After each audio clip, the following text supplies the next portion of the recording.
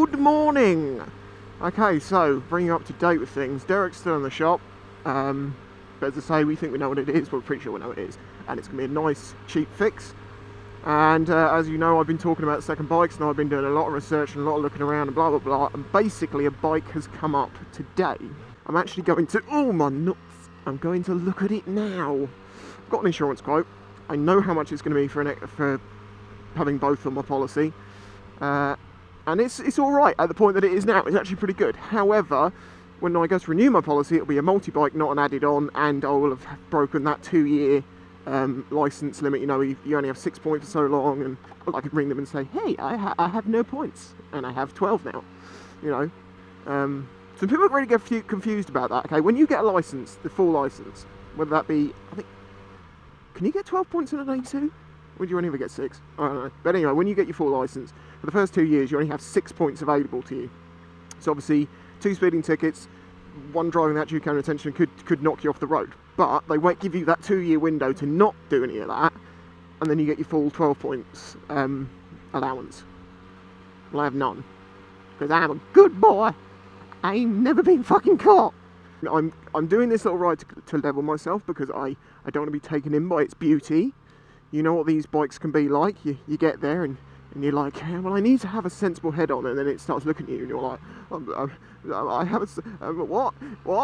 Oh, it's going to break in 6 weeks. Oh, what? It's going to ruin me financially. Oh, what? It drinks all the fuel in all of the lands. Oh, but look at it. I'll take it.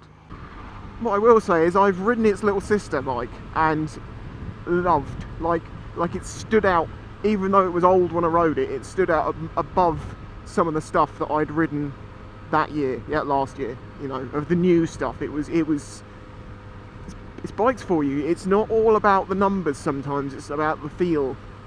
And there are advantages to getting this sort of bike, as well as having Derek, because, as I said before, in a shallow terms, it appeals to more people in the YouTubing world. So actually, by getting this sort of bike, may end up being better for me long term, because people will view more. Well, I'm not saying you guys, you may not, but it may bring new people in, because some people, they don't get the SM thing, you know, it's not a real bike. This is the thing I learned about as I progress through things. When you have a 125, people on 600s will tell you to get a real bike. When you're on a supermoto, people on 600s and 1000s will tell you to get a real bike. When you're on a 600, people on 1000s will tell you to get a real bike. When you're on a 1000, Harley riders will tell you to get a real bike. And then you get people taking the piss out of you and saying, well, you don't want that because, and you should have this sort of bike. You can't win. So go with what's sensible and also what fits with your heart. Thanks. So much. Thank you. From P&P Motorcycles on hailing. Yeah, the story is, I'm looking through bikes on Bike Trader nationally, and I see this bike and I'm like, oh yeah, where's this though? And then realise it's on the island. Anyway, I'm going to go and have a look, have a chat. So yeah, Kawasaki ZX9R. The only one bit of damage is actually, well, it's not damage, it's someone had a crash bung and they haven't now, which means at some point it got taken off. There is a slight scuff on there, but it's not a lot. It needs a clean, it's got a lot of marks on it like this, it's just rubber and stuff. But let's see what it's like.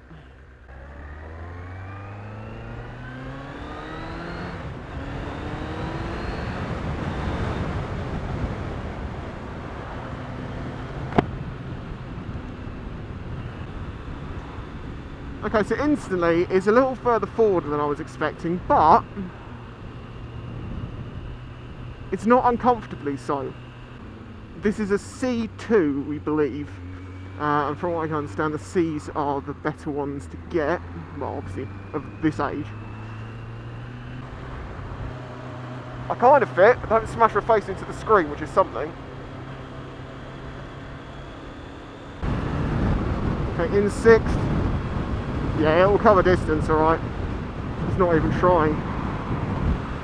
That's the thing, that's what it needs to be able to do.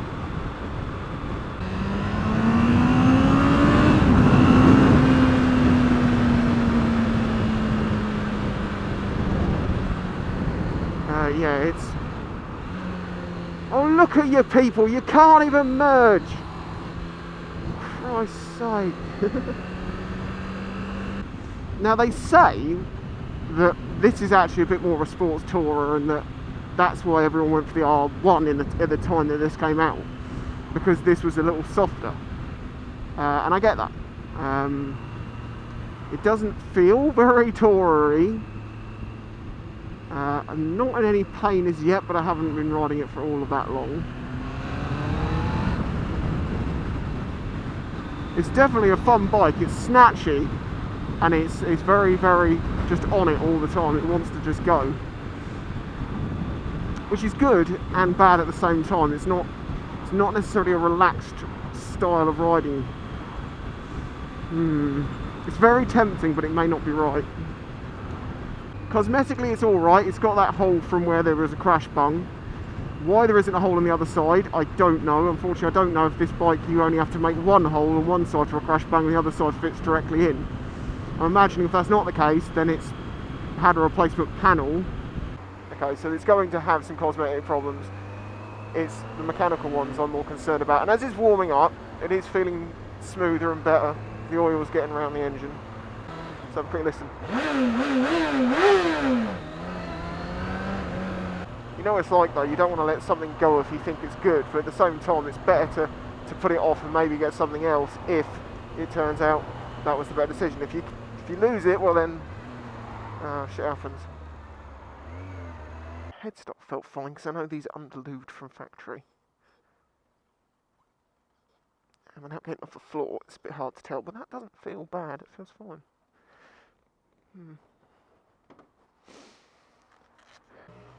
Well, it is a nice bike and it is a bit of a bargain, but it is a little bit too sat over. It's a little bit too uncomfortable. It's a little bit too sports bikey. Like, it's very on off. If you're after a sports bike, a cheap one, damn, that thing is quick. No denying that. But that may be slightly the downfall of it. It might just have a little bit too much power because it feels a little bit unusable for the things that I need it for. You know, it's very, very quick. I'm glad that I was sensible because I got tempted by it. I was very tempted. I nearly snapped and was like, just do it, because, you know. And I was like, no, it's not right. It needs to have a sitting position more like this, and that didn't have it. It's lovely and I would enjoy owning it, but I don't think that's the right bike for me. Probably more inclined for a 600 now. I think I was looking at 600s before, but I'm thinking a 6 probably would be better because it can quite happily do the motorway stuff, and they tend to be less snatchy and you get to use more of the revs, which is something I like. It did have that air of you're going to have to be going pretty quick to use what that engine has to offer. So it's a shame, but sensible hat is on today, unfortunately, as nice as it is. So yeah, P&P Motorcycles on Hayley Island. If you want one of them, that bike, go and have a look at it. And this is the thing, I've just come from that and got onto Divi, and I'm like, yeah, this is more like what it's like. And that's the problem. I don't want to buy Divi. There are better options out there, but the seating position, the comfort, the size, the way that the engine is, Divi's much more like what I'm after. I'm not going to buy you Divi, I'm not. So then we're led into a set of questions, which is what is best for the future? For the miles I need to cover, Derek, I'm probably just going to destroy him. So what do? Do I fix Derek and sell him and put the money together with the money that's been raised and buy something, you know, a road-oriented bike that's much more capable? No, this is not the turning I want. Much more capable, you know,